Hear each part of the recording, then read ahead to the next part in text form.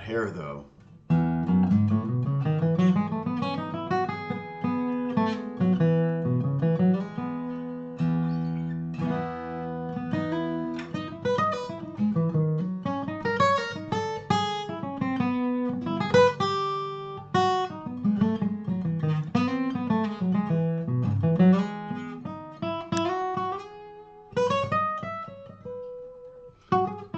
So I need to get this thing set up a little bit. It plays good. It's a little high. I wouldn't mind if it was a little bit more of a player. I've got a bunch of instruments at my tech right now, so maybe when I go pick up some of those, I'll drop this one off.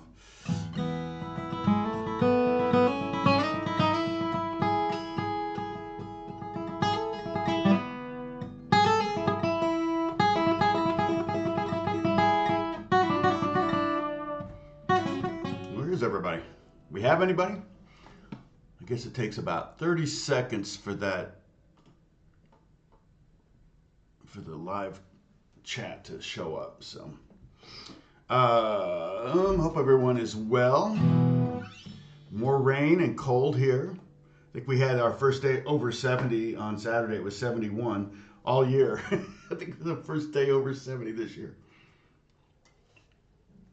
Normally we'd have a couple of weeks of 90s by now. So it's been a very, very, very cold winter for California, Southern California.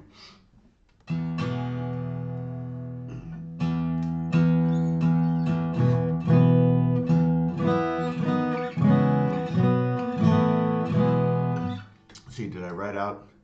Hey, Bruce, I write out an E major scale correctly. Yep, a lot of sharps there in an E major scale. 4 sharps: F sharp, G sharp, C sharp, and D sharp. And if you count up 5, you can get the next scale, which would be the B major scale. If you count up 5, hey, Ken Sherlock, what's going on? Oof. My neck and back are sore. Ugh. And let's see. Yeah, what is it when you get in your 60s? You wake up every morning wondering if you played football the day before. It kind of feels like that sometimes. But, hey, good morning, Sam. I think, yeah, back in Indiana, they have a very mild winter. I think they only had one snow that stuck. We had a snow, which we hadn't had in, well, since I've lived here in 40 years. So I've never seen snow like at my level in, you know, I've seen snow at 2,000 feet, 3,000, 4,000, 5,000 feet, but let's see.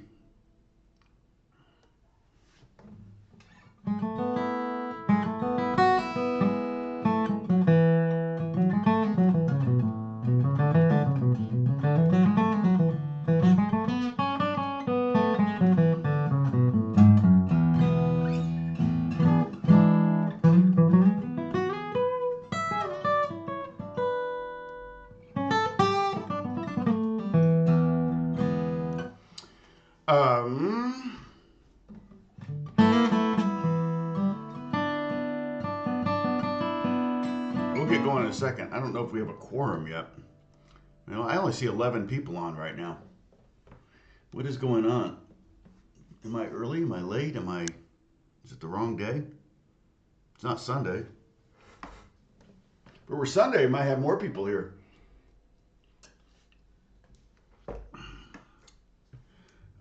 Let's see. I will go ahead and get a diagram up.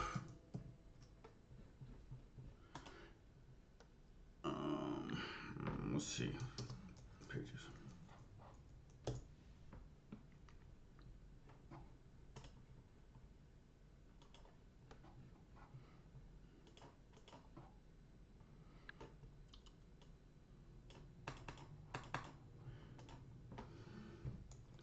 I have a concept for the key of E. I already have a good idea here.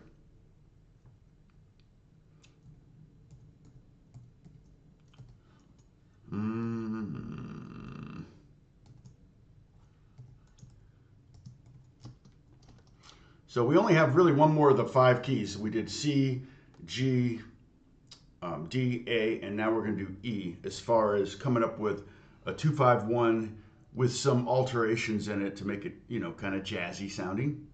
A standard 2-5-1 with just triads isn't very interesting, but it occurs all the time in music, so it's actually a fairly common progression. Um, and let's see. Now this one, we're gonna get. I don't know if we do another major 13th. We're gonna get out of the open position for this E chord. I'm gonna show you, but it's kind of a fun one. It's really cool sounding too. So always like cool sounding chords. I have a old video series of cool chords. You can look it up. I think it's funny because I think I showed like the old James Bond one. Was it like that? Is how I played the James Bond chord, but actually you can play it like that, which is actually easier. But it doesn't sound good with the E string ringing out. It just sounds good like that. And that's a minor 7. It's a minor chord with a major 7th. E minor, major 7. Usually that chord is a transition chord. Usually you would hear that, right? You might hear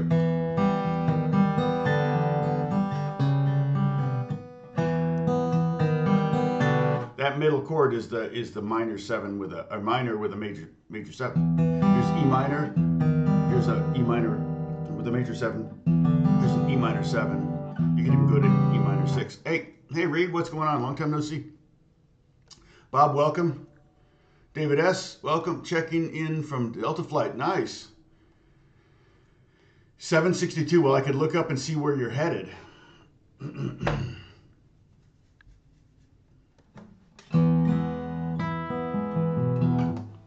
Oh yeah, I've got locking tuners on my main Strat and my G&L. I love them. Really, really, you know, when they're really great is when if you break a string on stage, you can change strings so fast. I could probably have a new E string on my guitar in less than 60 seconds, assuming I have a pack of strings sitting on top of my amp, which I don't. But if it's a real important gig, I have a pack of strings sitting on my amp. But if I have a backup guitar, I don't do that. But if I just have the one guitar and I, you know, have to have an emergency, of course I put new strings on, so I don't really ever break new strings. Strings break. Usually what happens is if I break a string on my Stratocaster, I feel, okay, well, it's time to change all of them. So I just change them all. I don't just change one. I may change one at the moment, but then I keep the pack out and I put the rest on after the gig or whatever. But that's usually my clue that I need to change strings. Oh, nice. Oh, the bluegrass, the live stream bluegrass stuff. Yeah, it's kind of a slog in some ways, Larry, because we're chit-chatting so much. But it was a fun, and keep in mind, I'm not like a bluegrass player at all. But we were kind of discovering it together, and that was kind of the fun of it. So I think it's a good start, and I think if you just start learning some scales and things like that, the main thing I think bluegrass players will probably tell you is just learn tunes. Same thing a jazz player would tell you. Bluegrass and jazz are very, very similar, I feel like, and it's a real song-oriented, tune-oriented thing. The more songs you can play, those melodies in some of those jazz songs can be kind of complex or difficult, and it's almost like soloing. The same thing with the bluegrass stuff. You'll learn those bluegrass melodies, and it's almost like you're soloing anyway. And so it's a little step from playing a melody to playing a solo in both those genres, I feel like. And a good solo should have some purpose and some point to it. It shouldn't just be about shredding on scales, which is, even though I teach scales, it's not ultimately what you want to do. You want to kind of try to create some kind of theme and variation, some kind of concept, some kind of something melodically that propels the story. And a good jazz player, a good bluegrass player can do that. So thank you, Bruce, for all that. Hey, John, at the office. Lake Havasu Bluegrass Festival. Oh, nice. Lake Havasu. Oh yeah, I know exactly where Lake Havasu is. Yeah.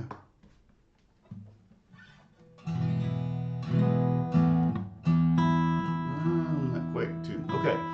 So we would. How many do we have here? If we have 20, I'll get going. Oh, we're at 19. Look at that. It's weird though. I got two little things here. One says 22 concurrent viewers, and the other one says 12 concurrent viewers. So I don't know which to believe. Oh, that one just jumped up to 18. That one jumped to 22. So I'll go ahead and get started. So we've been talking about 2/5 chord, 2/5-1 chord progressions, which is the most common micro progression in jazz. The second most common progression in jazz is probably the blues progression. But so many jazz standards are made up of 2/5-1s, and you're asking me to think of one. I can't really think. Let's see.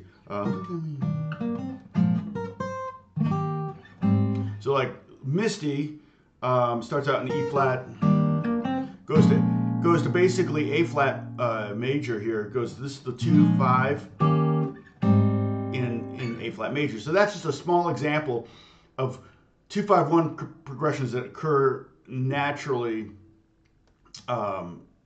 within songs, and sometimes it could be 2/5 like that. It could be even.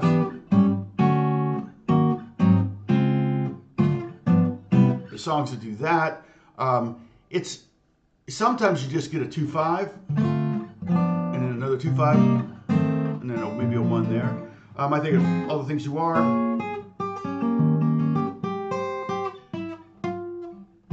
That's the way to do it.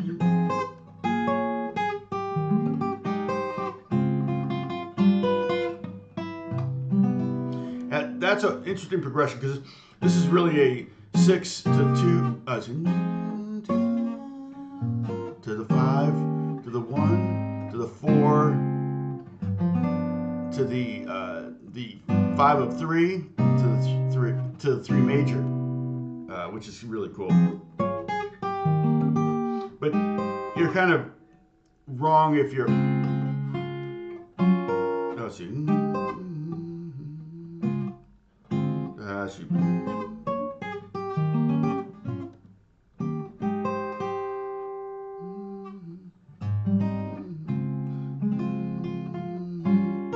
Nope.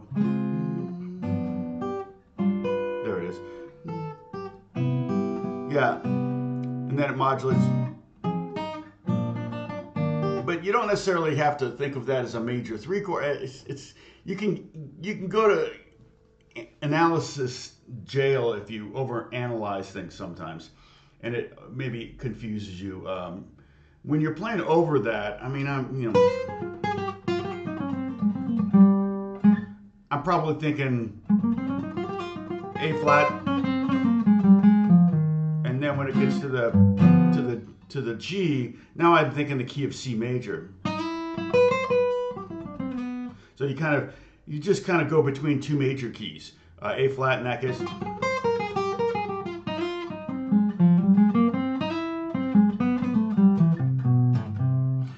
And C, and then it goes to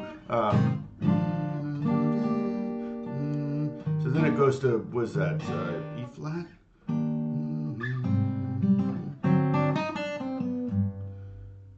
Yeah, no, it goes to E flat from that point, and so but then it goes to C again. But it's chock full of 2/5s in there. So like I said, 2/5-1s are the most common progression tool in jazz. I would say second to, and then the second one would be blues. Okay, so we've been doing 2/5s in the 5 caged keys, C, G, A, and I have them. I don't remember what we did, but I could probably pull them up. Let's see, let me go desktop, YouTube.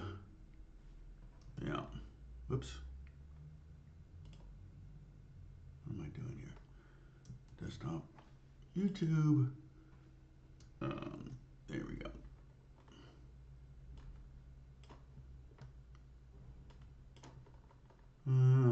See those. Yeah, so we kind of came up with, let's see. Oh, I guess I showed you the basic ones. Yeah, we can do a basic one first. I forgot we did that. All right, so we'll do a basic one first. I'll keep this one though. I like this one. So I've got one for G now, but we're gonna do a basic 2-5-1 where we just do like. The problem is there's no real decent F sharp minor chord that uses open strings. That's a pure F sharp minor 7. Okay, you mean you could do this like if you play A like this and you put your first finger there, that's technically F sharp minor 7. That's a handful, but it's probably for some of you easier than playing F sharp minor 7 like this, which I'm barring all 6 strings and then just adding my third finger on the 4th fret of the 5th string. Like that, and so that would be 2, 4, 2, 2, 2, 2. I will often play, if I've got to play an F sharp minor chord of some kind, I'll often play this, which this is kind of like that A minor 7, except I'm taking the A major chord. I'm taking the A and I'm moving everything up and then putting my second finger on the bottom string. So I'm basically playing 2, nothing, 2, 2, open, open. And what this is kind of an F sharp minor 7/11. Or yeah, it wouldn't be a sus because there's a third in there. I wouldn't say sus4 because there's a third in there. If I use the term sus, it usually means you're eliminating a note to have that particular note. The sus4, you're eliminating, like a D sus4 has no third. You're replacing the third with the 4th. Maybe make the same argument for a D sus6. I get rid of the 5th and I'm adding the 6th. Okay? But don't worry, no quiz on any of that. So take a sip. Yay. All right. So it's not really a really good F sharp minor 7. So I'm going to just show you the F sharp, what I would call kind of a cheater chord. And it's basically, I'm going to call F sharp minor 7 with a slash and 11. It doesn't mean over 11, it just means 11. We'll do 2x2200, all right? So I'm putting my second finger on the 2nd fret of the bottom string, and then I'm going to deaden the A string if I can with the kind of the fleshy part of my second finger. But the A note is fine. A note is in the chord. So if you want that open A string to ring out, the reason I don't have it ring out is because to have a third that low is a little bit on the muddy side. So it doesn't quite, there's not as much definition in the chord, I feel like. It's subtle. But with that open A in it, it can sometimes sound like more like an A chord in it, an A chord than an F sharp chord. But if I deaden that A string, then it's 2nd finger on the 2nd fret of the 6th string, dead A, then I had a teacher that called me Deadeye. He did. Every lesson I'd show up as a kid and I'd show up and hey, Deadeye, how's it going? And I'm like, after 6 months I said, how did you know I was blind in one eye? And he goes, you're blind in one eye? He felt really bad. I thought that was pretty funny though. I thought somehow he knew I was blind in one eye. He just always called me Deadeye. Okay, and then second with the 2nd fret on the 3rd string with the pinky, and then open top 2 strings. Okay, and then the B7 that you might know, very common. Just play that. And that would be nothing on the bottom string. 2, 1, 2, open 2. 2nd finger on the 2nd fret of the 5th string. 1st finger here on the 1st fret of the 4th string. You're kind of making like a little D7 chord, right? In fact, if you just play that, that's a B7 right there. Okay. If you tune down to B on the low string, you have the same voicing. Okay, so here we go. Actually, no, that would be a different voicing. But it's shaped just like the... Okay, and then open B string, and then pinky on the 1st fret. Or 1st string, 2nd fret. All right. And then for the E major 7, I mean, the one we could do this, open 2, 3rd finger on the 2nd fret, 1st finger on the 1st fret of the 4th string, and then 2nd finger on the 1st fret of the 3rd string, and then top 2 strings open. It's okay. I'll show you another one that's kind of cool. We're gonna build off of that one for the jazzier version, or the jazzier version, and that would be you could play this. That's kind of a nice voicing for E major 7. All right, and so what I have is open E, and I'm putting my third finger on the 6th fret of the 5th string, and there's our major 7th. There's our D sharp. So again, if we want to build these chords, we go down here and we go E, skip a letter. We got G sharp, skip a letter, B, skip a letter, D sharp. Those 4 notes make up the E major 7th chord. So here we have the E, and here we have the D sharp, so the 7th is taken care of. Here we have, if I put my pinky right under that note on the 6th fret of the 4th string, if we do that, then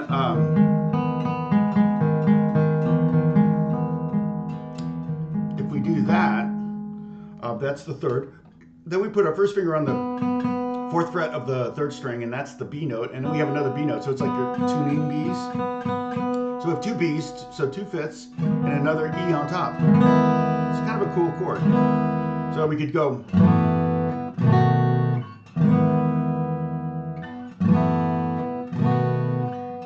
And that would be kind of the vanilla version of the 2-5-1 progression in the key of E.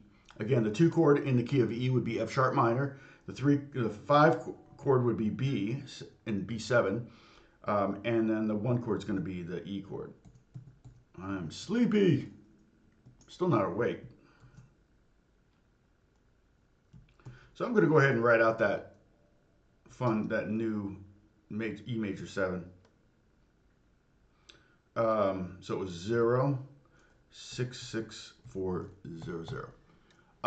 And you know, if you take that note here and go up a fret, that's it, makes it an E triad,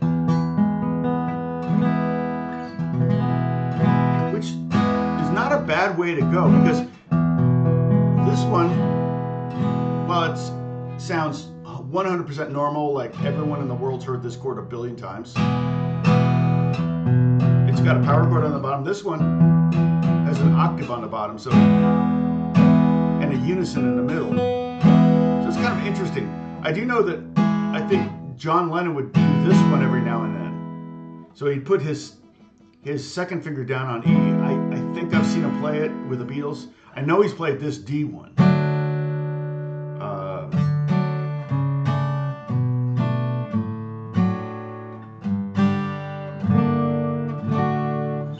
So I know that one came into play at some point. I can't remember what song, but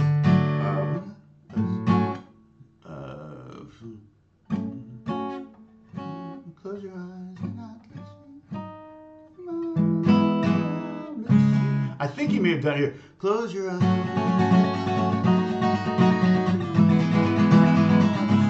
I think he did do that. I think he may have played this E for this. He didn't go. For that All My Lovin', which is actually one of my favorite early Beatles songs. It's a fun song. It's a really cool progression. It just starts out with a 2-5-1. How about that? In E. F sharp minor, B7 to E. To the C sharp minor, so the 6th chord.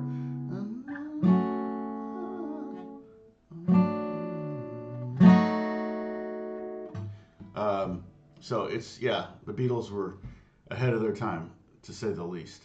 All right, so this simplified one, let me do a screen grab of this, sorry. And I'll drag it in there so you all have it.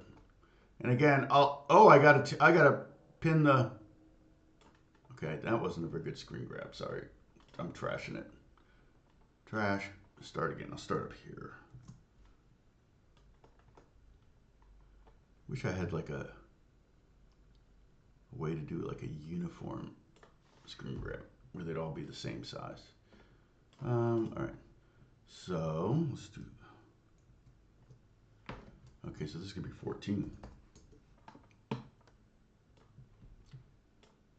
This is the 14th screen grab of this series. All right. looks right to me. Okay, so that's kind of our simplified, I would say, we can call that the vanilla version, the vanilla 251 in JAT. Okay, now, how do I like the voicing? Oh, you know, I've never used that one.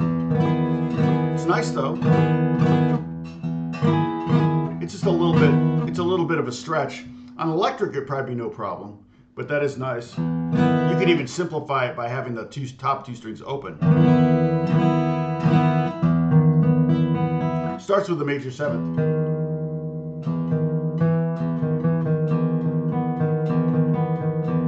I've done, you know,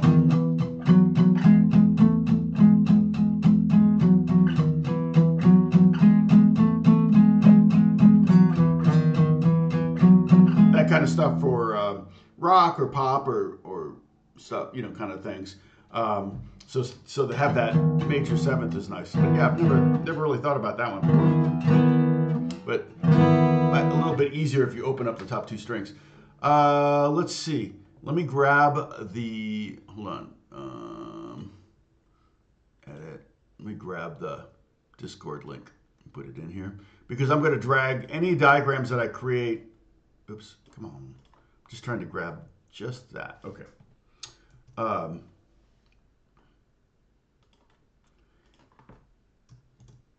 Any diagrams I create for this, I'm going to throw up on Discord so you can download them. And God bless Holly for putting them all together. Hey, Holly. Speaking of Holly, I think Holly, did you do it on the last week's lesson too? You probably did.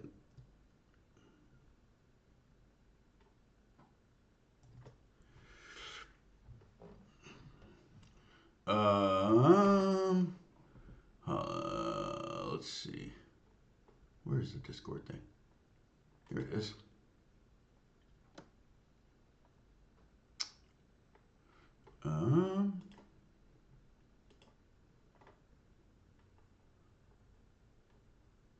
Yeah.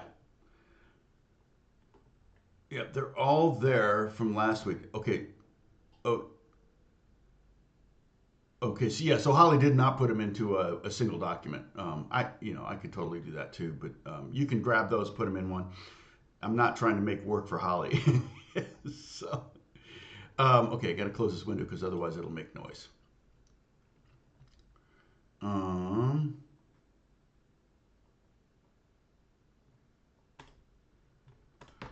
right, so, where is that? Here it is.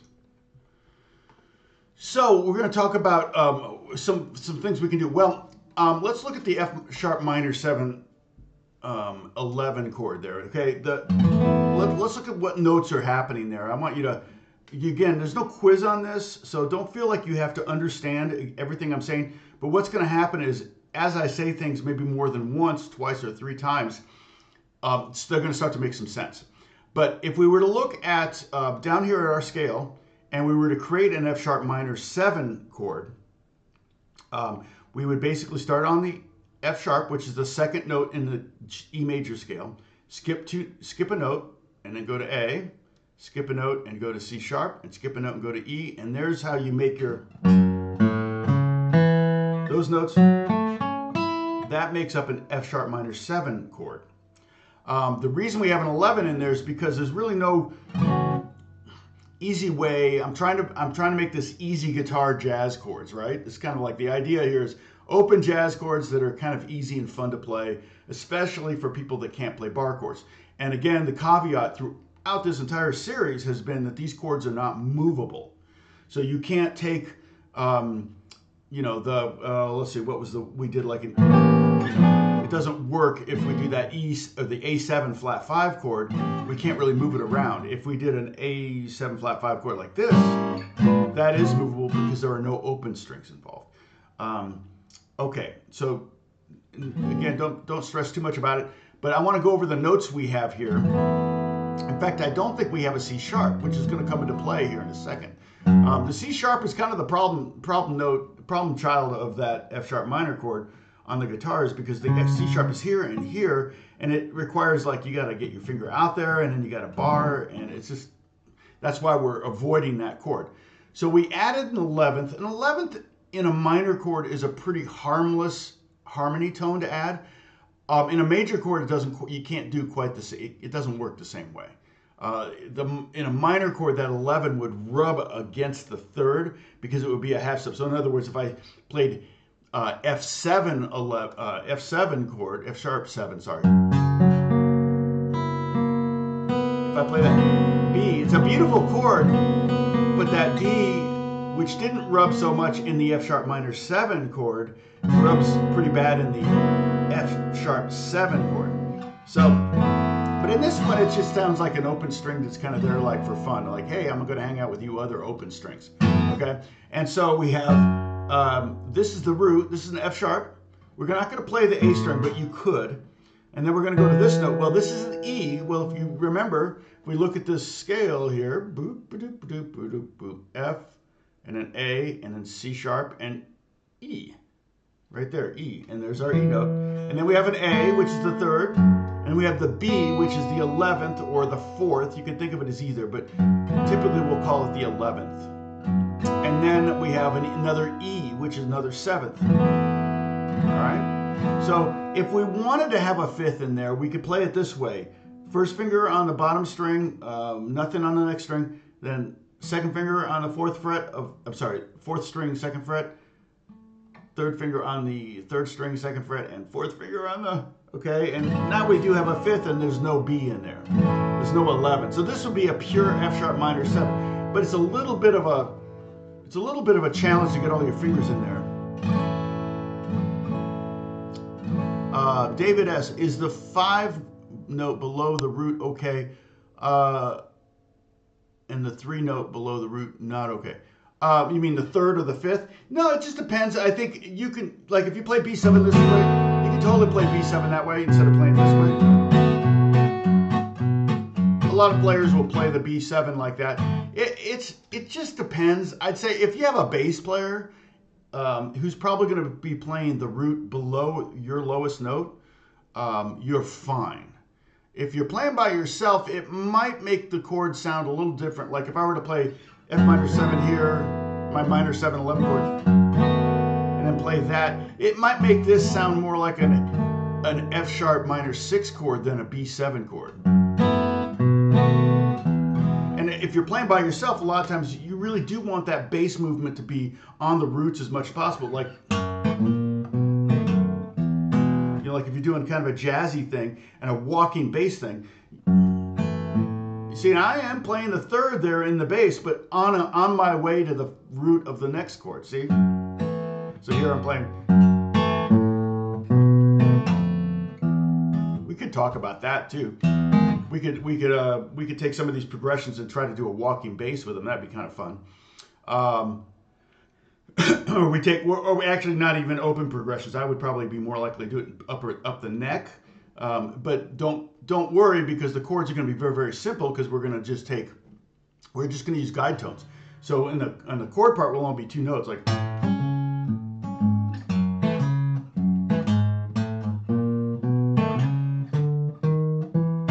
Whatever, I don't know.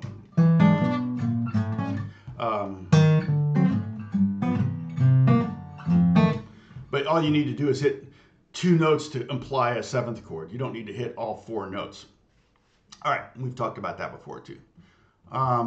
So, like I said, if we wanted to make this a pure F sharp minor 7 and have that C sharp in there and make it, you know, so there's a 5th, we could play it this way. So, now I'm not suggesting that, but by visualizing that C sharp right there on the 2nd fret of the 2nd string, you now know how to flat the 5. If that's the 5, a flat 5 is here. So check this out. That's a great chord. That's our minor 7 flat 5 chord. And that's a really nice voicing. In fact, if you get rid of the open strings on it, it's a very movable. This is A minor 7 flat 5. This is C minor 7 flat 5. C sharp minor 7 flat 5. E minor 7 flat 5. Whatever note is being played by this particular finger that I am not going to isolate right now, that's your root. Okay, but in this in this scenario, we can go ahead and play the open E string. And if you want, it might be a little muddy, but you could play that open A string too. To me, that's a little muddy. I would mute the A string. But that's beautiful, having that E on top. All right. So the way I'm fingering is second finger on the second fret of the 6th string, deaden the A string, third finger on the second fret of the 4th string, pinky on the 2nd fret of the 3rd string, and first finger on the 1st fret of the 2nd string, and an open E string. And that's F sharp minor 7 with a flat 5. Remember, there was the 5th, the C sharp. Again, if we count up this scale, F sharp, up a third to A, up a third to C sharp, there's our 5th. And if we flat that, you flat C sharp, you get C natural. All right? All right, so. Hey, leap, splash, frog. Shape of My Heart by Dominique Miller in Sting. Oh, yeah. Yeah, I'm trying to remember how that. Yeah, it's such a great. I like this voicing of F sharp minor. So there's our minor 7. Okay, I'm sorry, minor 7 flat 5. Okay, so there's our 2 chord. All right, let's go to B7, and let's analyze. And don't worry, there won't be a quiz on this, but we'll do it together. All right. This note right here is our B. That's our root. Okay, so let's look at the reason I write out a 2-octave scale here is so that you can easily go create 7th chords starting on every chord tone.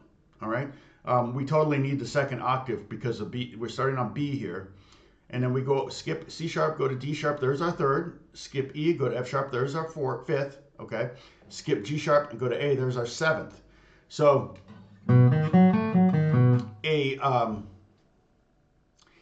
it's coming in a second, Lena. I'm gonna do a screenshot once we get to the last chord. Well, no reason why I can't do it now. Oh, I just don't want to betray what I'm gonna do. I want you to discover this with me. Sorry. I will in a second, Lena. Give me a second. Okay, so we have a B here. All right, that's our root. The next note here, we got a D sharp. Now, again, I told you before I didn't like the sound of the 3rd against the F sharp minor, but now we've got a voicing that's starting on the 5th string. So it's a little bit higher up. It's not so low and muddy, and the lower you go, the slower the waveforms go. And you have 2 waveforms moving slow against each other, it's going to create a little bit more kind of dissonance in an uncontrollable way often. So I don't know, it's a sonic thing. And then the next note here we have an A. So we have the root, we have the 3rd, we have the 7th here in the A. Okay, the 2nd fret of the G string. Sorry. So G and an A. There's our A. Then we have the open B string because it's a B7 chord. Why not take advantage of that? And then on top we finally have the 5th.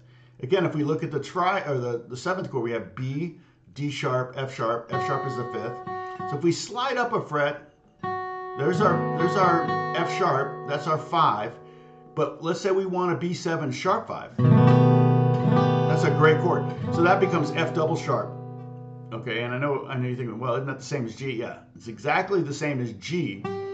But if we're talking about the chord tones in a B7 sharp 5 chord, you would say B, D sharp, F double sharp, and A, because we want to keep that skeleton of every other note in the name. So one of the things I tell my early students, if I'm teaching jazz or whatever, one of the first lessons I would say is I would say, look, here's what you're going to do. You're going to memorize the triad names.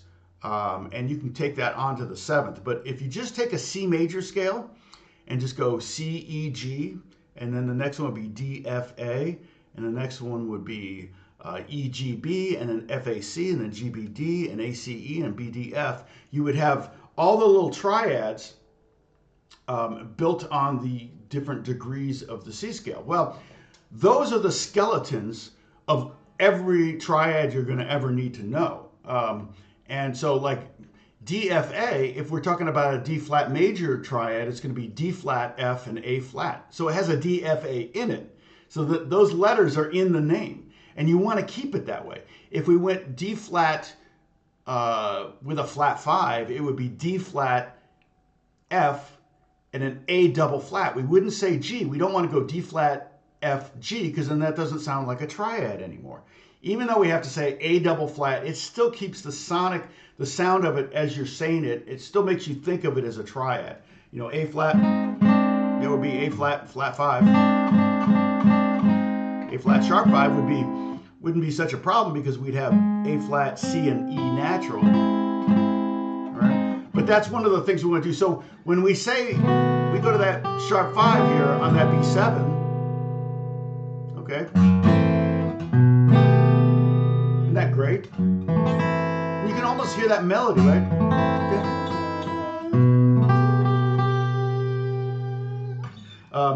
That we're going to call F double sharp. All right, so.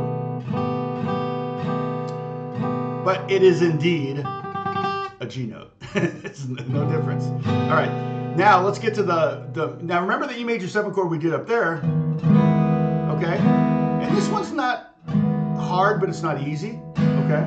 But if you go down here, go to E, and play an E sus chord. So we got all 3 fingers on the 2nd fret, right? I'm on open, then 2, 2, 2, and then open, open. Now take that up to the 6th fret, and we end up with a kind of an E major 13 chord. Woo! Listen to that. That's a sexy chord right there. So we got F minor 7 flat 5, B7 sharp 5, and then E flat or E major 7. E major 13. All right. So okay, now I'm going to screenshot it for everybody. Okay. Sorry, Lena. Took me a minute to get there, but I kind of wanted to go 1 chord at a time first, and then have you see the whole thing.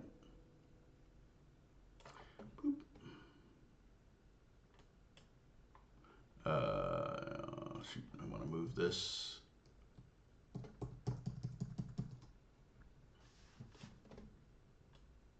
Yeah. Boom. How did I put it in there before? That's weird. All right.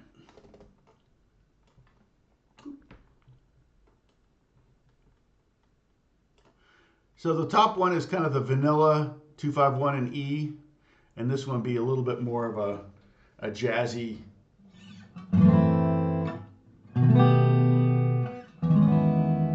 And you know, it's again.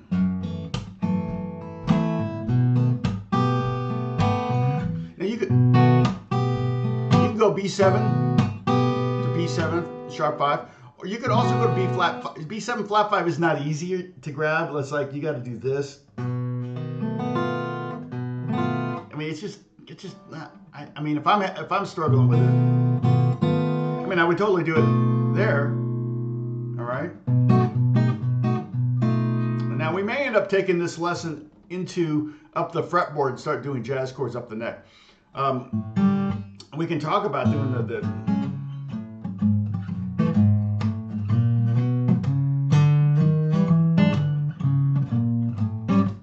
we can talk about doing walking bass lines, maybe how to do some of that kind of stuff. The E, yeah, and it's not a dominant. That triangle means major. That's my shorthand for not having to write out MAJ. It's fairly common, the triangle thing. At least it was when I was growing up, so that's why I adopted it. You know, when I was playing in jazz bands and big bands and stuff like that, the triangle was very common for major. What I hated was when they did capital M and small m, because some people's capital M's looked the same as their little m's. And so it was hard to tell if it was a major chord or a minor chord. But yeah, it looks hard, but it's not too bad. I gotta practice my rascados.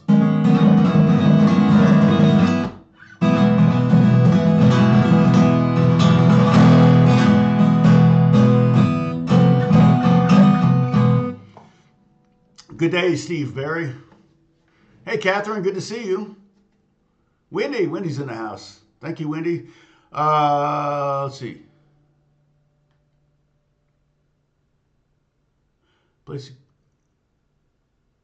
Sam, play a C chord, then move the index to the D string. 4th fret.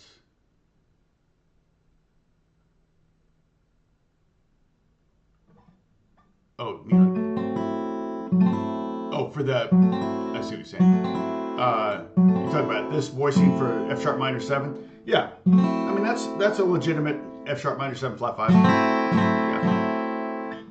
And you can also, I mean, really F sharp minor 7, you know, it looks a lot like an A minor chord, right? So you go, some people might say, oh, it's an A minor over F sharp, which technically isn't a lie, isn't wrong. A minor with an F sharp in the bass. It's kind of a way to think about it. I like getting that lowest bass note I can get in there. So, yeah, the triangle's major. That's exactly right, Baron. So, so that means it's a major 7th instead of a dominant 7th. Now, I could play that as a dominant 7th. That would be kind of cool too. That's a great chord. So if I went open 5, 6, 6, open, open.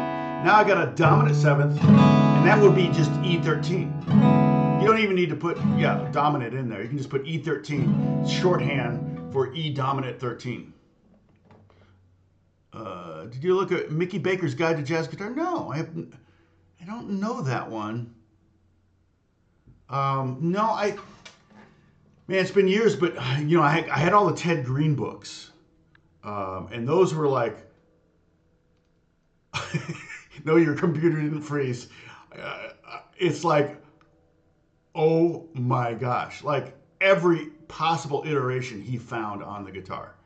I don't necessarily recommend them, but I did find a lot of really nice voicings in there, but there were also some voicings that were like, yeah, I don't think I'm going to be able to grab that on the fly.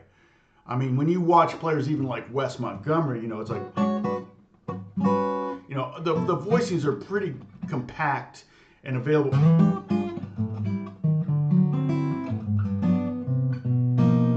You know, they're pretty compact on the hands. He's not, you know, Wes Montgomery's not doing a lot of crazy voices. And even when you watch like Alan Holdsworth, who has giant hands, right, who had giant hands, you know, I've met him a couple times. Every time I shook his hand, it was like my hand disappeared. I couldn't see my hand. He would, you know, kind of set up those shapes and play them, and then let it ring out. And then he kind of created almost like a sustain pedal with his synthesizer, or with his guitar rig, so that he could grab these beautiful voicings.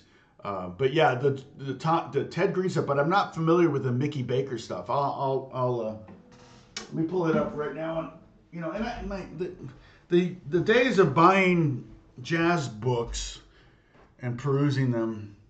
I mean, the one that I don't think you can find it. Let me grab the book that actually probably helped me the most, but I still didn't ever make my way all the way through it. I'm a great, something I learned, okay, for one thing, this is too bright of a, there, okay. Something I learned early on was that, not early on, I wish I'd learned it early on. Fingers, oh yeah, that's a good one too. Yeah, I like that voicing. But one of the things I realize is that I'm a really good starter, but a lousy finisher. And I wished I'd realized it when I was in my 20s instead of in my 40s. Consequently, what I did in my 40s was I started to partner with people that were not very good starters, but were really good finishers. Producers are good finishers, but they may not have a good idea to start with. And so I started when I, started collaborating with finishers. I was kind of the idea guy, still am, kind of do this and that. And then I learned that I could finish things. Let me see if I can find it. It's in my closet. Let me go to check the closet real quick, see if I can find it. Eat quick. If I can't find it, I'll come right back.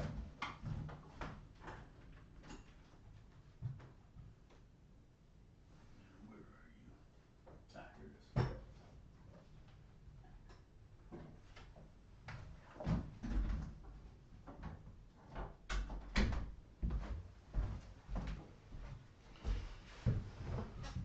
is. Okay, this book is from 1979, the year that I graduated high school. It's called Guitar Seeds. I think that he has a website, and you can still get this.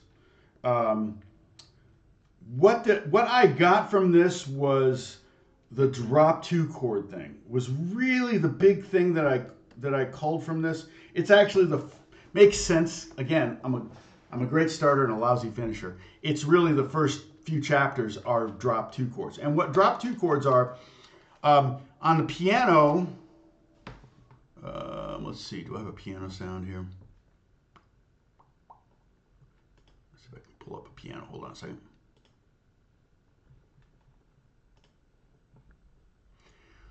And you can't see it, my hands, but on piano, 7th chords voiced,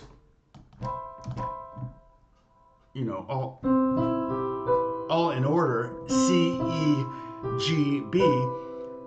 Those are really easy on piano. If I do the second inversion of that and just in order, E, G, B, C, that's very easy on piano, but that's really almost impossible on guitar. And then this voicing, I love this voicing, G, B, C, E.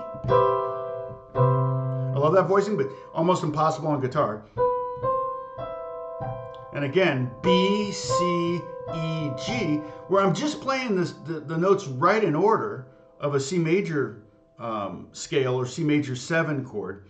That voicing is super easy and compact on the piano. Like you just drop your hand on the piano and you play that chord. I mean, I don't even have to, it takes zero effort. That voicing on guitar, if I were to play that on guitar, let's see. For one thing, the B is here. The C is there. So yeah, it's this. Or if I play it down an octave, it's this. So I'm at the 3rd fret, 5th fret, 5th fret, and 9th fret. It's not possible, right? So you can work on it, but it's not. It's like the first voicing. I can play it better on acoustic. You can hear it better on acoustic. The first voicing,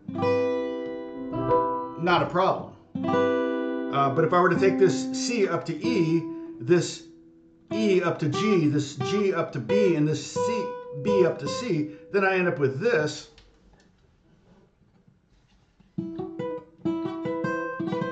Great voicing, but not very playable. Now maybe if I was here, if I was playing, could do it in E major, use an open E string, then okay, I can get away with it. And I've done that before if I had a session where I needed to get something like that, then I could do that by capoing, up here.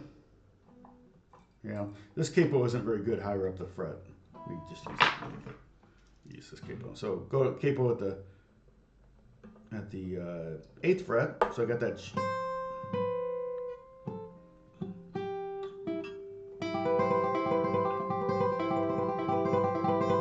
So if I had to do that on a recording or something, that's how I would do it.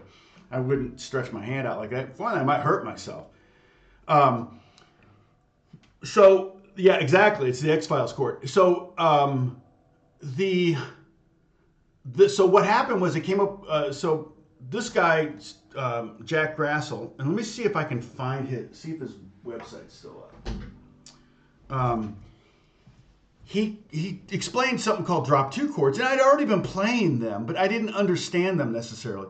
And basically what it is to take that voicing, like this one here, and take the second note from the top and drop it down an octave. So now I have B, and now that's a playable voicing on the guitar, very playable voicing. And if I did the same thing to the next one, I end up with this voicing, which is also very playable. And then if I go to the second note from the top, drop 2, the second note from the top, drop it down an octave, you end up with, let's see, this. That's actually a fairly playable voicing. So guitar change. Oh shoot, I did change, and then I changed immediately back, and I played piano. So, and I left the room. So you've got that's like 5 sibs. I'm just gonna take one. Let me see if I can find. I think recently I looked up Jack Grassel because I'm like, what? It's Grass EL. American jazz guitarist. He's got a Wikipedia page. Let's see. Born in 1948.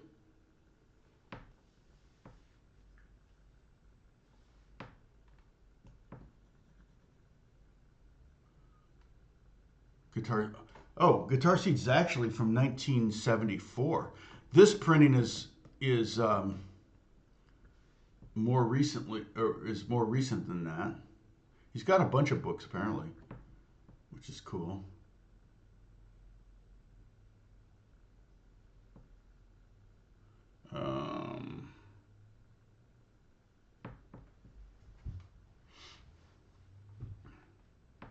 Guitar One magazine voted Grassel one of the 10 best guitar players in America.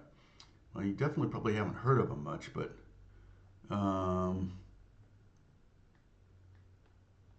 thought he had a website where you could actually buy that book.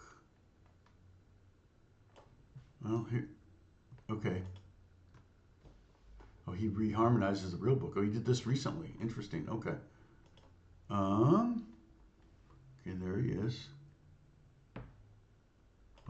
Seminars, contact, buy books. Here we go. Guitar Seeds. Wow. Totally doesn't look like mine, but it's what it's called. 16 bucks. You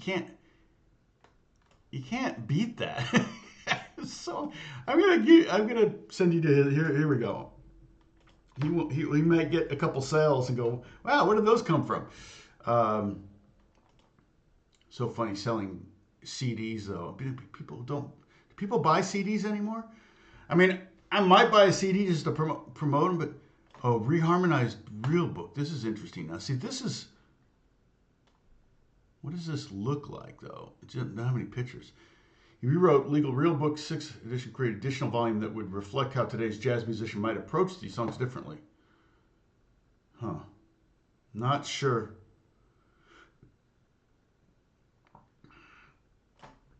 Not sure what, but Real Book is a really good tool. So, but yeah, this thing was, I mean, it looks totally handmade. I mean, it looks, for one thing, that's all handwritten, really good handwriting. I'm like, dang it, man, his handwriting is good. And then it's like typewriter pages, right? And then it's bound, like homebound, and you can see the binding is broken because it's gotten so dry over the years. But I literally got this in '79. And so there were a lot of reading examples where he would say, show you the drop 2 chords to use. And he showed, and I did a whole series on this, like some of my first YouTube videos, I think I did hugely unpopular, like 60 videos on the drop 2 chord. And so those voicings I was telling you about, the C major 7 ones, I mean, the first one down here is probably the hardest. And then the next one, pretty easy. And then this one. So those are all C major 7 chords. It's like,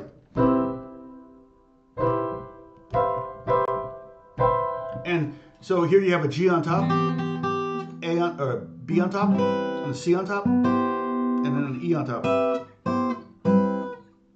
And the fun thing about these is you can kind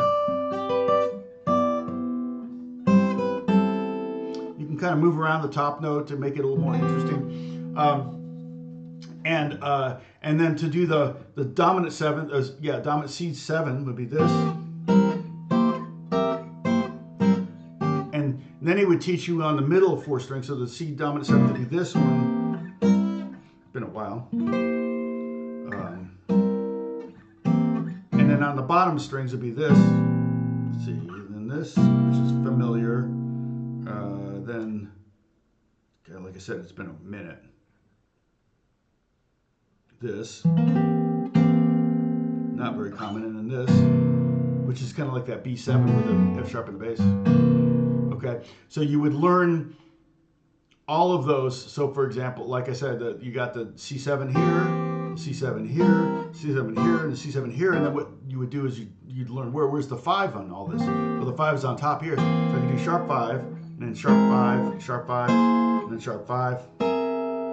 Or I could do flat 5, so if this is the C7, flat 5 is here, flat 5, flat 5, flat 5.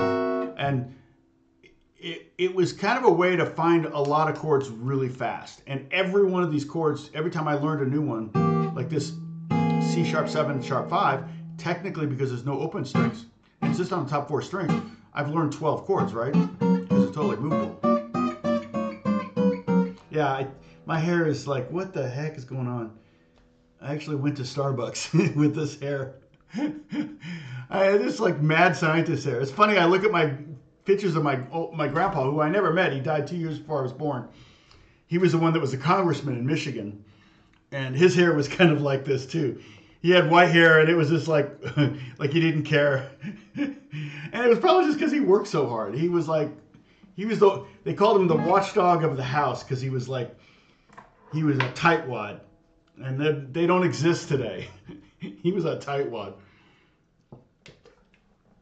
I've told stories about my grandfather before. But yeah, and then if I were to do the C7, like here, this voicing, which is very familiar, flat 5 is there, and then the next voicing up is here. So flat 5 would be this, then the flat 5 here, and then the flat 5 here. It's kind of a cool way to unlock a whole lot of harmony and stuff. And then he goes into soloing, and I think I delved into that a little bit. It just kind of slowed me down a little bit. Sight reading, chord charts. He gives you some chord charts to practice sight reading. Chords with 6 notes a half step apart. Now this kind of stuff really doesn't make sense. It's probably more for him just to be like, this is cool, check it out. So like I don't know why you would need it. Sometimes there are instances where we need to play something really dissonant.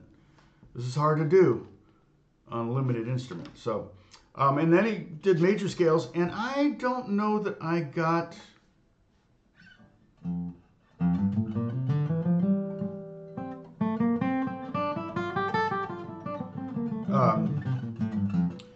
I'm pretty sure I worked through some of this.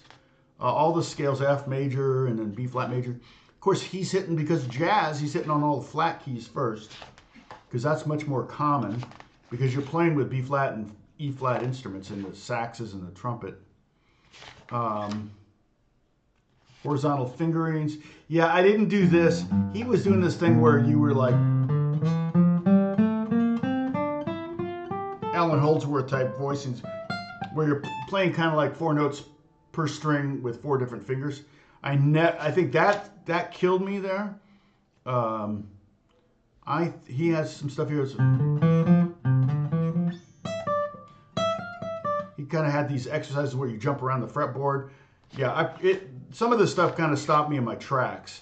But I did study this, the modes. He had the modes in here. C major, C Dorian, C Phrygian, C Lydian mode, oops, C Mixolydian, Aeolian, Locrian, and then natural minor, harmonic minor, and gypsy minor,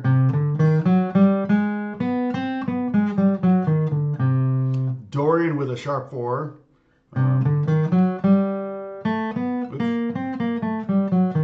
Anyway, came up with some other ones, diminished scales, whole tones, things like that. And then start blues. And a lot of this stuff I would just read these, and there was maybe some riffs in there, blues in different keys. Yeah, it was probably the book I probably got the furthest in. I never finished it. I probably just go, I should finish this. He talks about octaves. I did jump around a bit in it. I remember some of these pages, but you know how it is with these books. You just like, this one's particularly large. You kind of get bogged down and you get sidetracked on other things, or you're like, well, this doesn't pertain to me, and then you just stop. The one that I got that I think is kind of interesting is what's the Advancing Guitarist.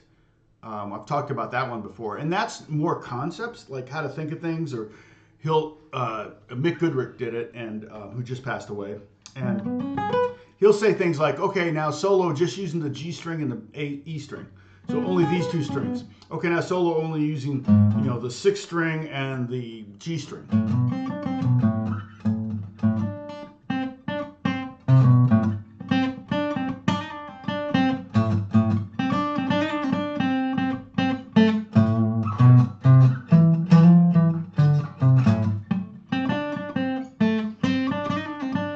And I've often said, you know, what you want to do is you want to, when you learn your scales, you also want to try to do the scales on one string. So like, for example, play a C scale on the B string. And if you know how to play the C scale on the B string, then that can be a bridge to connect you to different parts of the neck. So if you're playing in C,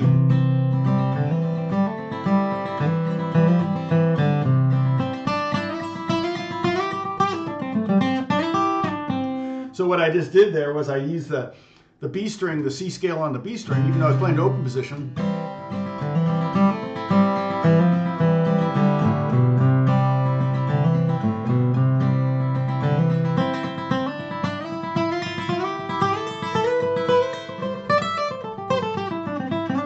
That brought me up to, say, the 10th position where I could play a lick that I want to play up there.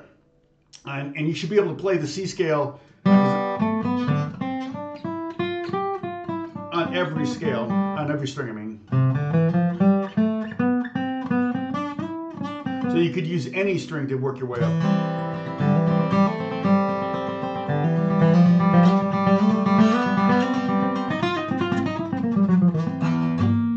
Whatever. Okay, I don't know if that makes sense, but... okay, sorry. So I got sidetracked. Tell me what you... First time watching. Oh, hey, Joe. D, what's going on? Beginner guitars. Yeah, sorry. Kind of jumping into the deep water over here. Sorry about that. Suggestions for first-time guitar players. Okay, so for beginner guitar players, if you're, man, these glasses are dirty. If you are, something got on them. If you are mainly thinking electric guitar, what I would try to do is I would start to try to memorize the fretboard, all the notes on the fretboard. It's not as hard as you think it is, and probably one of those things that one of the things that happens is when you memorize the fretboard, you can play anywhere on the fretboard and you can figure out what it is. So if I play a chord up here and you're like, I don't know what chord it is, well, you can kind of figure it out. You go, oh, it's an E, a B, and an E. Oh, that's like an E power chord like down here. Boom, boom, boom. So that kind of thing comes in real handy, especially if you're going to work with, if you're playing electric guitar, the chances are you're going to be playing with others. So you need to be able to communicate in some way or shape or form. The bass player's like, what note are you playing? And you're like, I don't know. You need to be able to say, oh, no, I'm playing a C on the bottom string. That's a C, and then I'm going to D, and then I'm going to F. Oh, okay, C, D, F. Okay, I got it, you know. So if you're mainly playing electric guitar, start to try to memorize that fretboard. And then if you're an acoustic guitar, if you're mainly like thinking, I want to be an acoustic player, my suggestion there is try to get as many grooves, right-hand grooves going as possible, and you can get a lot of that by listening to drummers. One of my favorite things to do is to just kind of put in like a drummer groove. And let's see. Okay, so what do I have here? I'm going to solo this. I don't even know what this groove is. Oh, the tempo's too slow. Let me see if I can find a bit faster tempo somewhere. I'm going to move it here. This is a little faster.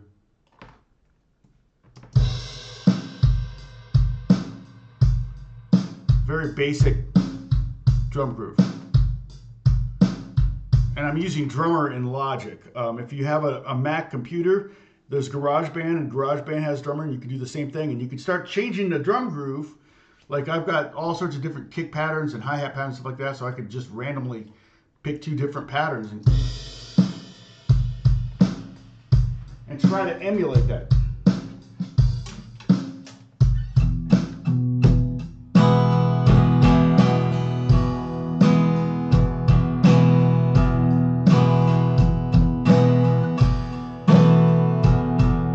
Bit on the slow side, but the idea here is typically with acoustic guitar players, when they're like first starting out and writing songs or playing songs, they almost always use the same groove over and over and over again. And it's boring for you as a player. It's also boring for your listeners. If it's boring for you, it's really going to be boring for the listeners.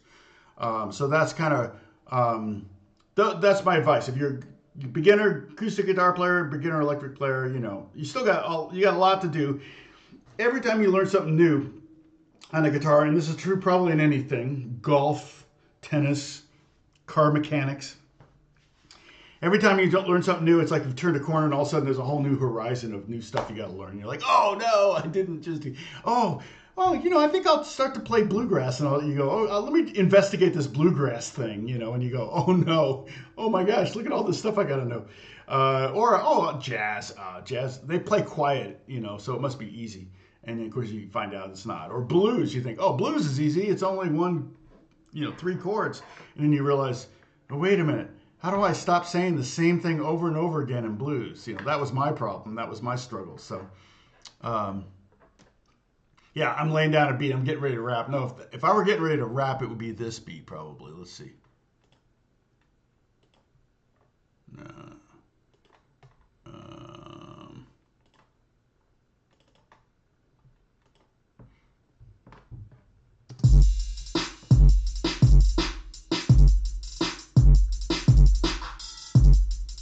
Believe it or not, I put beats like this down when I'm writing pop stuff. I can get rid of a lot of this stuff here. Keep it simple.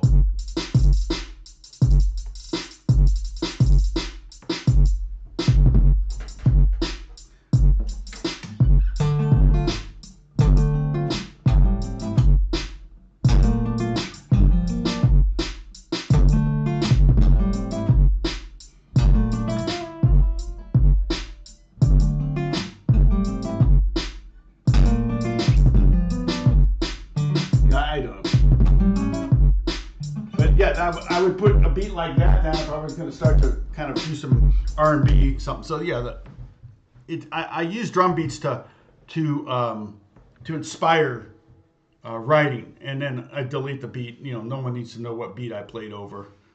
When I work with artists or producers or whatever, I just send them the guitars. I don't send them the beats because I'm an old fart and my beats are going to be lame compared to what they'll be able to come up with. So. But, yeah, exactly. I'm not going to rap. It's not going to happen. I could maybe read some Edgar Allan Poe. Hey, Chad. Great sound of music. Well, I don't know. Let's see. Oh, you're landing. Oh, David's been watching the whole time.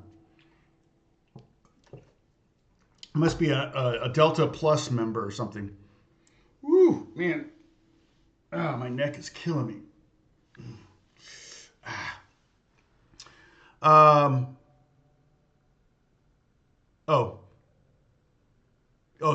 Is it Wendy? Is that my rap right there?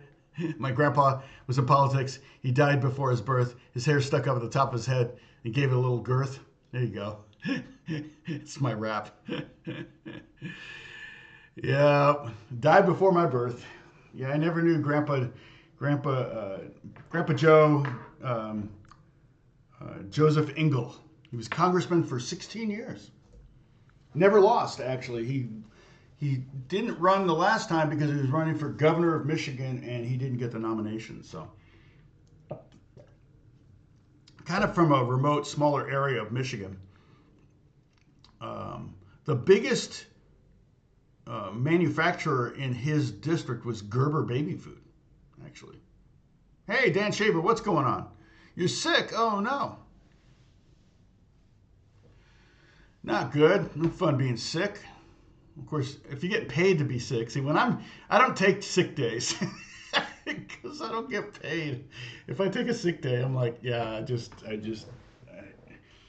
then I'm sick that my bank account went down. That makes me sicker. So, yeah. And I work alone at home, so not too bad. Yeah, thanks for everybody for joining. Well, Dan, I hope I made your day a little bit more fun. We got up to 37. So we started really slow, but once we got going, we're up to 37. So I could drag in some more of these like, see if we can find the jazzier ones. So this was the kind of jazzy 251 in A. So you can see B, E, A, 2, 5, 1. All right, B minor 7 flat 5 is the 2 chord. The E7 flat 9 is the 5 chord. And again, with the 5 chord, we can alter the crud out of that chord. And by alter, that means, you know, alter the 5. So you can make it a flat 5 or a sharp 5 or both. You could alter the 9. You can make it a flat 9 or a sharp 9. You can make it a flat 9 flat 5. You can make it a flat 9 sharp 5. You can make it a sharp 5 sharp 9. You can make it a sharp 5 flat 9. No, I already did that one. Sharp 9 flat 5. Okay, I'm going to show you a really cool voicing that can make that fairly obvious. And this one is movable, everyone. And I call it the James Brown chord. Okay, so we've got this E9 chord. All right, we're not going to worry about this E note. Okay, so just we're going to have the 6th fret and then the 7th. Just I don't even need you to play this. I just need you to visualize this. Okay. All right.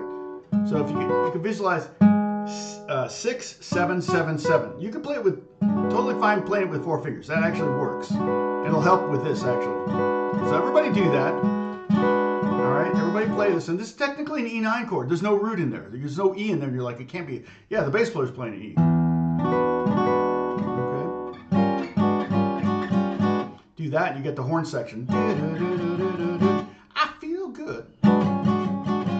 Okay.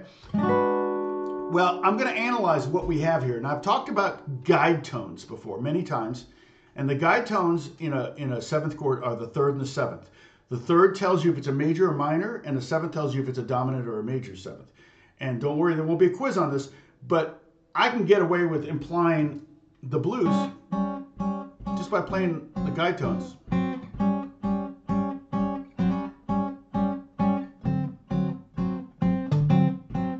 See, those are the guide tones. I'm just playing the 3rd and 7th. Here's the E7, D7, A7. So you don't really need a lot of notes to imply a harmony. And so in this case, we have the E, this G sharp and this D, which implies all we need to know in that E7 chord. All right? All right. Now,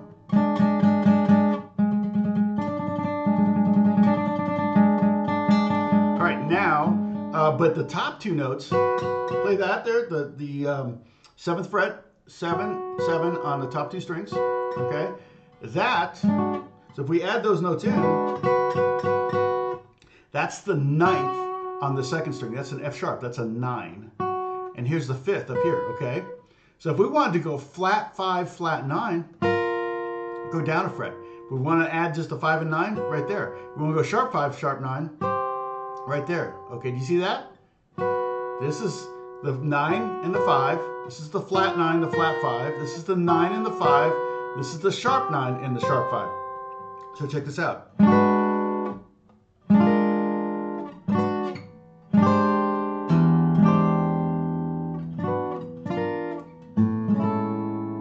All right, and that, so you've got the 5 and the 9 right there. So we can do the 9 and the 5 right here. And we can alter the crud out of them. So I could do a flat 9 sharp 5 and it would be this. I could do a sharp 9 flat 5 and it would be this.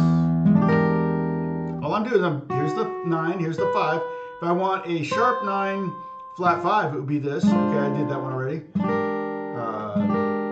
Sharp 9 flat 5. Yeah, so they're all right there. It's super easy to create all these. And you can go back and forth between them. So it's not like you have to do one or the other. It's like I can go. Okay, so what I did there was E7, sharp 5, sharp 9, E7, flat 5, flat 9 to A major 7.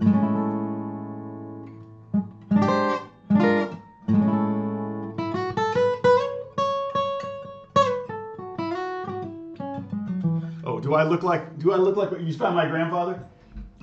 On the Wikipedia. Yeah, he is on Wikipedia, isn't he? I'm not, but he is. Joseph Engel. Well, there's two. There's my uncle, who was a judge. Congressman. Died in 59. Is that the one you found?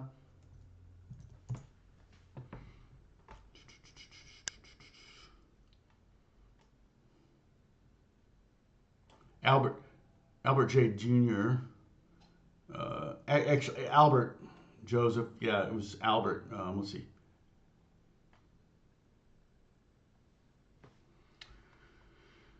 Let's see.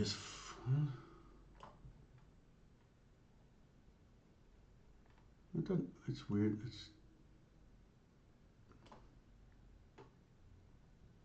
My Uncle Al. Now, my Uncle Al I knew very well. Oh, here he is. Yeah.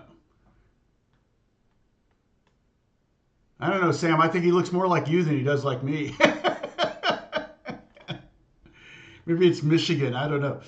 But yeah, born in New Washington, Ohio. You don't say the Lions, the Bears. Yeah, Albert J. Engel. Yeah. Yeah, that's my grandpa. That's my mom's dad. He's also, I think, to this day, still the highest ranking U.S. official to have admitted to seeing a UFO. Of course, back then, a UFO just meant probably the Russians sent something over. It wasn't they weren't thinking aliens back then, so he wasn't saying they were aliens. He just said like unidentified flying out. It doesn't say anything about that here though. And he owned a Christmas tree plantation up there. Yep, 1,400 acre Christmas tree plantation. Yeah, just died. Yeah, December 2nd. Yeah, my oldest sister. You know, I don't even know if she remembers him because she was born in 57. So, Gudnavon, Jan, good to see you. All right, let's see. Yeah, I don't know, Sam. I think he looks more like you than me.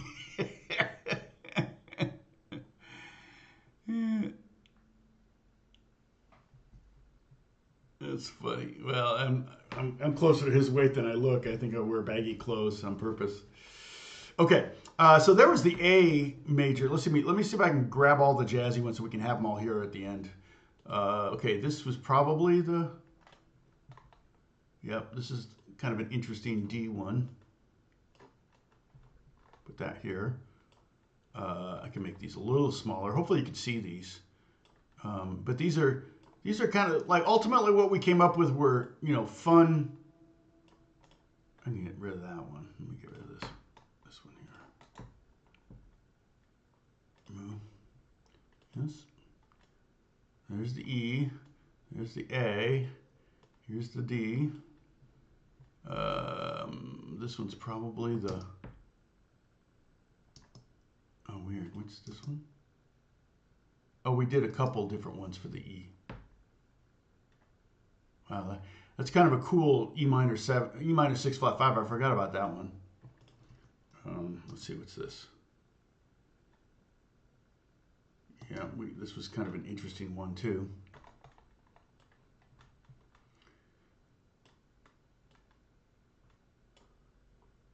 Sorry for any of you that are like OCD on my like.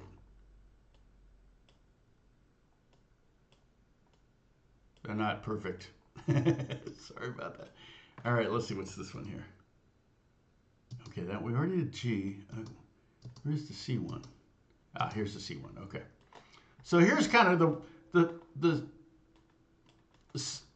5 that we kind of settled on, and I'll play through them. The bottom one there is the 251 in the key of C, and again we got some alterations, make it more interesting. I really actually of all these, probably my favorite one's the C one.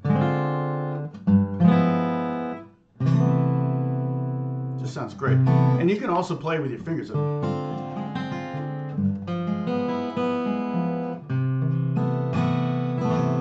play a simple C major 7 or C sharp 11, which is out of the key, but it still kind of works. The next one up is the A minor 7 flat 5 to the D7 sharp 5 to the G major 13. The next one is D major 13. No, sorry. E minor 7 flat 5. E minor 6 flat 5. Woo! What the heck? Well, that's got a 7th in it too. So technically, I would call that me. And then E7 flat 9 and D major 7. D major 13. Sorry. The next one there at the top, B minor 7 flat 5. A E flat 7 or E7 flat 5 flat 9. Sorry. A major 13, and then the one we did today. That's the only one where we got out of open position. What time is it? Oh, it's been an hour and a half already. Gosh, time goes by so fast. I don't know if that's true for you guys, but so yeah, that's kind of a recap of everything we did in the last 3 weeks. I don't know. So next week, I mean, what were we working on that I stopped working on to do this? Anybody remember? Anybody paying attention? I'm not. Let's see. Yeah, it's totally, yeah, thanks, Scary. Yeah, they're definitely, it makes it, it's like, wow, I never heard that, it's like, I've heard these chords. You don't realize you've heard these chords before. Chord embellishments. We were talking about chord embellishments and fills and riffs and things like that. Yeah. I don't know. I have no idea what I'm going to teach next. But I think we're done with this little mini lesson because this is just wanted to tackle the 5 caged chords. We could talk about drop 2 chords. We could talk about the walking bass thing. That might be kind of fun. See if you could... won't you be my neighbor? Yeah, exactly. It kind of has that kind of... Oh, that's the drums.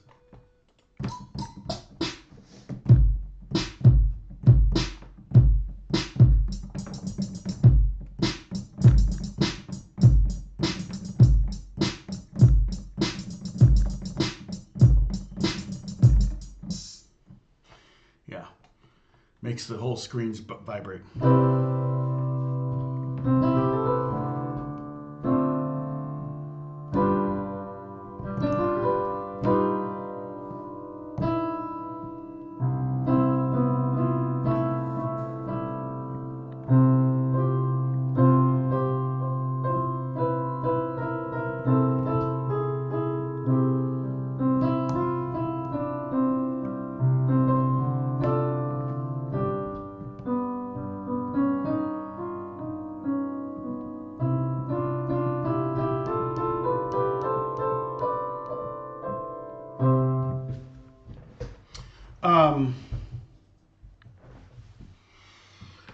Yeah, thank you, Bruce. Chord embellishments. Yeah, so I don't know where we'll pick up next week.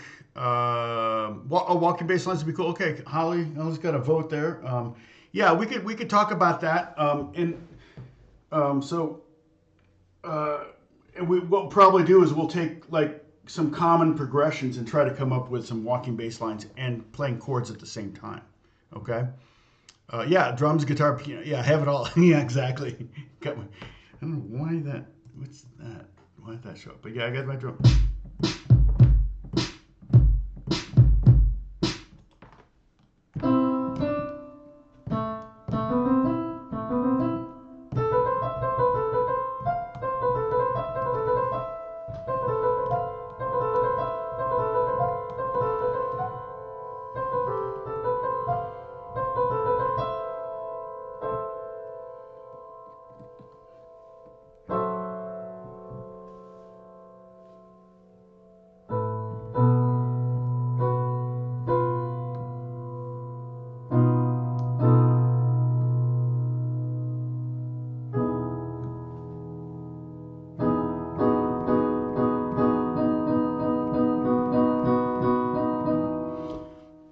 But yeah, it could be kind of fun to do some walking bass lines with some maybe basic blues or like a 2-6-2-6-5-1 progression. All right, Sam's Okay. Okay. Help me remember, because I may get to next Monday and go, what were we going to talk about? I can't remember. I may pick up my electric to do this one. So maybe have your electric ready. It's a little bit easier when you got an electric guitar. So if we're going to do that, we're going to touch on guide tones again. That'll be a big part of this because we want to do try to find a way to combine chords and bass lines so you can be two people at once. All right, and it could be done in any genre. So I may have to think about that, but sorry, as far as like folk and bluegrass and all that, can we kind of do that kind of stuff with a pick anyway? Like in bluegrass, you might do something like.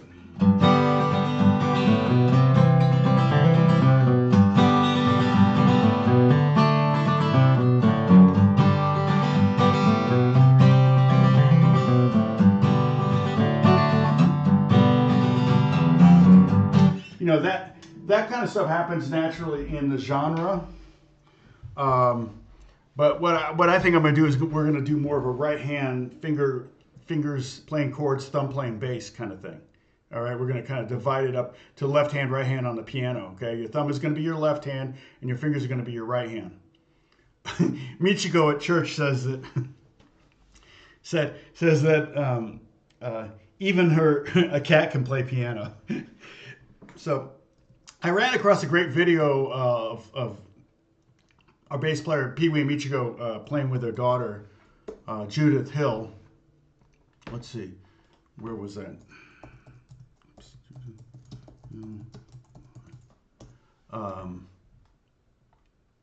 Yeah, so this was I think in Germany last year. So I'll post this here if you guys want to check this out later. No, don't want to cancel that. Let me grab. Share, copy. This is Judith. She's great, and I gave her first couple guitar lessons many years ago.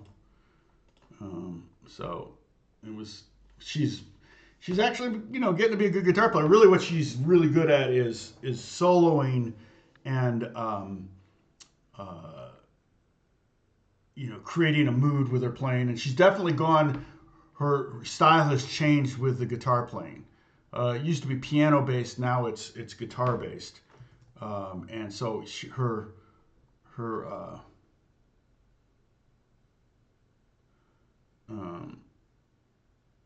that's interesting. Look at this.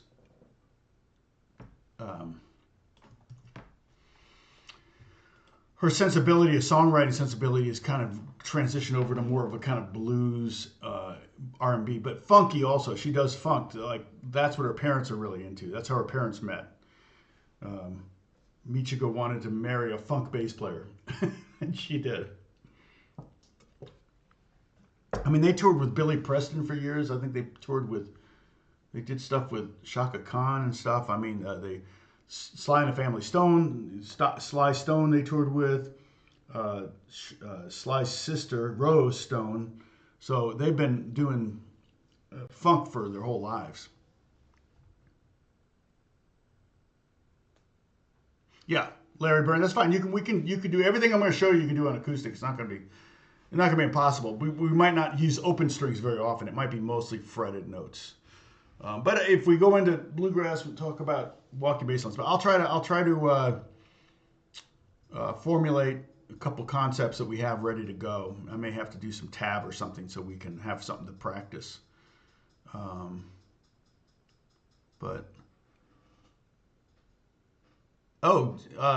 Celtic music for over as far as lesson.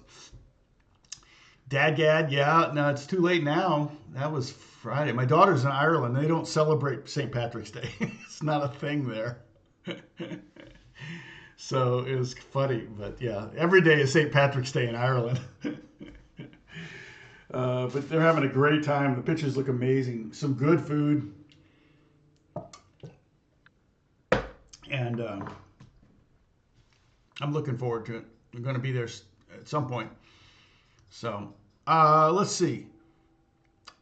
So I think that's all. We're going to stop here. But yeah, I like the fact that all these things are here. I don't know if Holly's going to do that on the kind of combine. Oh, I got to drag those over. Let me drag those over to the Discord. Let me do that now before I forget the two new ones. Where's Discord? I can never find, not Discogs. Discord. There you are. All right. Let me find them and drag them over. And so what these would be is Tom's lesson plans and PDFs. If you go there, you'll see. Okay, these are the two new ones. You'll see all the diagrams of everything that I've done the last 3 lessons. All those diagrams that I posted up during the video. Okay, they're up there now. And so go to the Discord. I did not pin the Discord link. Dang it. Man, I am not awake today. Sorry about that. So here's the Discord invite link. Copy, cancel, paste. I did not pin it. Sorry, Bruce. So now it's going to be pinned at the end of the video, but I don't think it's going to be pinned the whole video, so sadly. But she's going to put them all together. Oh, thank you, Holly. God bless you. I appreciate that. But anyway, everybody, see you later. Everybody's starting to sign off. I can appreciate that. Gary, good to see you on there. Sam, good to see you. And Holly, Bruce, Dennis. Was Dennis ever in there? Hey, Wendy, good to see you on here. Dan Shaver, always good to see you. Yeah, Dan Shaver, don't get a COVID test. It'll probably show up positive, so just stick with the head cold thing. Yeah, I got a head cold. I do have several DADGAD videos. We've talked about DADGAD quite a bit. And I'm not really a DADGAD player, but I like playing in it when I'm doing like fingerstyle stuff. I couldn't really play on it just to do regular day-to-day guitar stuff. One of my most popular videos, though, is to play most any song in DADGAD. And all that really means is I show you how to play a major and minor chords, movable chords up and down the fretboard, major and minor. And if you can take any song and turn it into simple major and minor chords, you can play it probably in DADGAD. Because people struggle. It's like, well, how do I play this song and that song and everything in DADGAD? And so that's kind of why I did that video. Was like, okay, here's how you can do it if you just simplify the chord harmonies. Steve Berry, see you later. Hey, Charlie B. No worries. Thank you. God bless you all. I'll see you next Monday. Yeah, 27th. Should see you then. Bye-bye.